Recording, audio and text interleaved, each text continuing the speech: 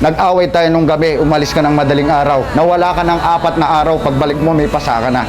Tapos sabi sa akin mo sasabihin na binugbog kita. Hindi kita binugbog, lady. Iniwan mo yung mga bata, madaling araw, ginising ako ng panganay natin na anak. Ang sabi niya, daddy, umalis si mami. Umalis ako, hinahanap kita. Nag-text ako sa tita mo, wala ka daw dito. 4 na araw kang nawawala. Kahit nanay mo, magulang mo, hindi ka alam kung nasan ka. Pag uwi mo, may pasa ka. Basa ang damit na dala mo, nasa bag. Pag uwi nyo, kasamang magulang mo, kinuha sa akin yung mga bata. Kinuha nyo, umalis kayo. Sumuyo ako sa'yo na nagbibigay ako ng sustento, bigas, pagkain. Hayaan mo kong magsalita dahil puro kasinungalingan mga sinasabi mo.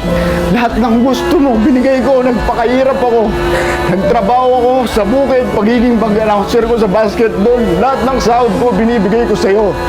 Nag-abroad ka, hindi mo kinaya, hindi ka makauwi. Anong ginawa ko? Binenta ko ang motor ko para mabayaran mga utang mo. Pag uwi mo, sinong sumundo sa'yo? Lalaki mo.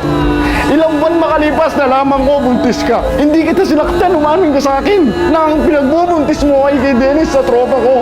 Pero hindi kita sinaktan, kaya huwag mo sabihin button wife ka sa akin. Ako nga, nagtatrabaho 24 oras, nagugwardya ako. Pagdating ko sa bahay, diretso ako ng bukid. Ni pagkain, tubig na malamig, di mo man ako bibigyan. Napakasinungaling. Ikaw ang sinungaling, lady. Nakikita ng panganay nating anak kung paano kayo nagyayakapan sa kwarto. Ganyan ba yung nanay na sinasabi mo?